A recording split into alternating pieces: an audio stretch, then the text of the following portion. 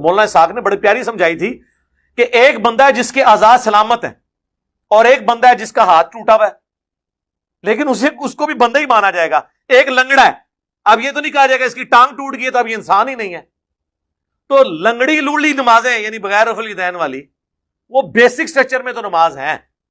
لیکن وہ اب لنگڑی لوڑی یہ کہنا کہ بغیر رفع یدین والی نماز جو ہے وہ معاذ اللہ لنگڑی لولی نماز ہے، تو یہ آپ کو پھر کہوں گا کہ آپ نے امام اعظم کی توہین نہیں کی، آپ نے امام الانبیاء محمد رسول اللہ صلی اللہ علیہ وآلہ وسلم کی نماز کی توہین کی ہے۔ میں صرف اس بات کو ثابت کر رہا ہوں کہ بغیر رفع یدین والا طریقہ میرے آقا کریم صلی اللہ علیہ وآلہ وسلم سے ثابت ہے کہ نہیں، تاکہ یہ پتہ چل جائے یہ توہین کس کی ہو رہی ہے، یہ امام اعظم ابو حنیفہ کے طریقے کی توہین ہے یا امام اعظم نے جو طریقہ حضور کا بیان کیا ہے اس طریقے کی توہین ہے۔ کیونکہ لوگ سمجھے نا کہ بھئی ہم تقلید کر رہے ہیں تو ہمارا امام اعظم والا طریقہ ہے، بھئی امام اعظم کا طریقہ حضور کا طریقہ ہے، کیونکہ امام اعظم نے خود ساختہ یہ طریقہ نہیں گاڑا ہے، بلکہ آپ نے رسول اکرم صلی اللہ علیہ وآلہ وسلم کی حدیث مبارکہ کے ذریعے جو طریقے ثابت ہوئے ہیں وہ طریقہ بیان کیا، اور خود بھی آپ نے حضور کی حدیث پر عمل کیا، اور آج لاکھوں کروڑوں حنفی بغیر رفع یدین کی نماز پڑھ کے حضور کی حدیث پر عمل کر رہے ہیں۔ تو جو حضور کی حدیث پر عمل کرے اس کو کہیں آپ وہ کہ لنگڑی لوڑی نماز پڑھ رہا ہے، تو میں آپ کی بارگاہ میں عرض کرتا ہوں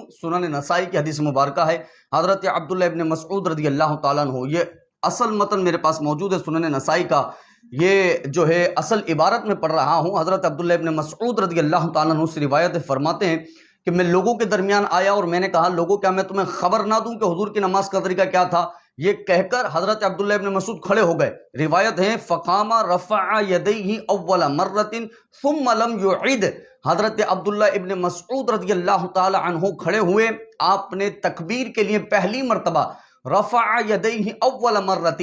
پہلی مرتبہ آپ نے صرف ہاتھ اٹھائے، اور ثم لم یعید، پھر آپ نے پوری نماز میں کہیں بھی رفع یدین نہیں کیا، اور آپ نے کیا فرمایا میں حضور کی نماز کا طریقہ بیان کر رہا ہوں، حضور کے صحابی ہیں، میں پھر کہوں گا حضور کے صحابی کے آگے انجینئر محمد علی مرزا شیعی کوئی نہیں، میں رسول اکرم صلی اللہ علیہ وآلہ وسلم کی صحابی کی بات کو تسلیم کرنے والا ہوں، حضور کے صحابی کے مقابلے میں کوئی حضور کے خلاف بات کرے گا میں اس کی بات کو تسلیم نہیں کرتا۔ تو عبداللہ ابن مسعود رضی اللہ تعالیٰ عنہ نے طریقہ بیان فرمایا اور فرمایا رفع یدیہ اول مرۃ ثم لم یعید، کہ حضور نے صرف پہلی مرتبہ ہاتھ اٹھائے اور اس کے بعد پوری نماز میں کہیں بھی رسول اکرم صلی اللہ علیہ وآلہ وسلم نے رفع یدین نہیں کیا۔ تو سنن نسائی شریف سے مجھے یہ تو پتہ چل گیا ہے کہ کم سے کم یہ رسول اکرم صلی اللہ علیہ وآلہ وسلم کا ہی طریقہ ہے کہ جو طریقہ کروڑوں حنفیوں کا اور امام اعظم ابو حنیفہ رحمۃ اللہ تعالی علیہ کا طریقہ ہے۔ اور صرف اتنا ہی نہیں بلکہ یہ جامع ترمذی بھی اصل متن پڑھ رہا ہوں، امام ابو عیسیٰ محمد بن عیسیٰ ترمذی رحمۃ اللہ تعالی علیہ جب اس حدیث پر کلام کر رہے ہیں تو قال ابو عیسیٰ حدیث عبداللہ بن مسعود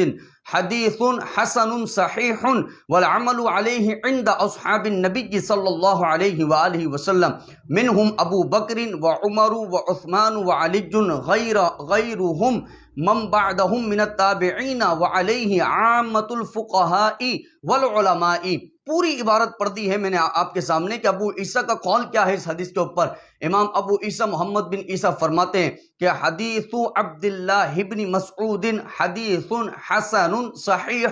یہ عبداللہ ابن مسعود والی جو حدیث ہے اس حدیث کا حکم حسن صحیح حدیث ہے، یعنی یہ ضعیف حدیث نہیں ہے، یہ موضوع حدیث نہیں ہے، یہ مردود حدیث نہیں ہے، یہ منقطع حدیث نہیں ہے، یہ حدیث حسن صحیح حدیث ہے۔ حکم بیان کر دیا ہے اس حدیث کا جو کہ قابل قبول حدیث مبارکہ ہوتی ہے۔ اور امام ابو عیسیٰ محمد بن عیسیٰ فرماتے ہیں والعمل علیہ عند اصحاب النبی، اس حدیث پر حضور کے اصحاب کا عمل ہے۔ اصحاب میں سے کون کون سے صحابہ کا عمل ہے؟ منہم کہہ کر امام ابو عیسیٰ محمد بن عیسیٰ نے یہ بھی بیان فرما دیا ابو بکر و عمر و عثمان و علی،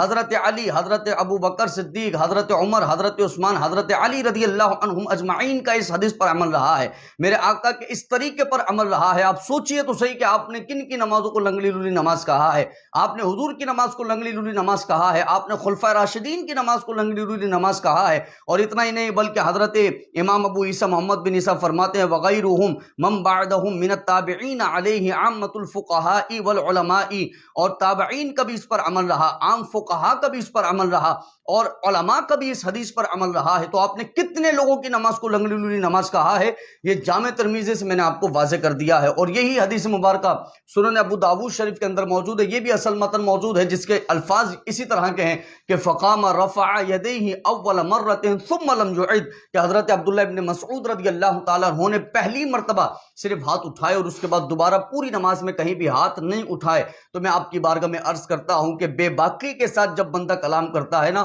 اور جرت اس کی اتنی ہو جاتی ہے کہ وہ کلام کرتے وقت نسبتوں کا خیال نہیں کرتا، کلام کرتے وقت اس بات کا تعلق حضور سے جڑ رہا ہے، صحابہ سے جڑ رہا ہے، تابعین سے جڑ رہا ہے، علماء سے جڑ رہا ہے، فقہاء کرام سے جڑ رہا ہے، کچھ خیال نہیں کرتا ہے، تو میں اس کی بارگاہ میں عرض کرتا ہوں حضور والا پھر حشر اچھا نہیں ہوتا ہے۔ بندہ جب حضور اکرم صلی اللہ علیہ وآلہ وسلم کی حدیث کے خلاف بولے نا، اور آقا کریم صلی اللہ علیہ وآلہ وسلم کے طریقہ نماز کو لنگڑی لولی نماز کہہ رہا ہو، پھر وہ اپنا انجام خود تلاش کرے کہ آخر اس کا انجام کیا ہونا ہے، دنیا میں کیا ہونا ہے، قبر میں کیا ہونا ہے، حشر میں کیا ہونا ہے۔ تو آپ علمی کتابی تو کہیں سے بھی نہیں ہے، مجھے ایسا لگتا ہی نہیں ہے کہ آپ نے کبھی کتابیں پڑھی ہوں، آپ نے کبھی مطالعہ کیا ہو، آپ صرف بظاہر کوئی اردو سے ایک عبارت پڑھ کر اس سے مسئلہ اخذ کر کے اپنے کم فہمی والے دماغ سے، کم عقلی والے دماغ سے آپ لوگوں کے اندر بیان کرنا شروع کر دیتے ہیں، جس کا نتیجہ یہ نکلتا ہے کہ آپ خود بھی گمراہ ہیں اور دوسروں کو بھی گمراہ کرنے والے ہیں۔ تو میں آپ کی بارگاہ میں عرض کرتا ہوں کہ رسول اکرم صلی اللہ علیہ وآلہ وسلم کا یہ طریقہ تھا یا نہیں تھا، پہلے اس پر تحقیق کیا کریں،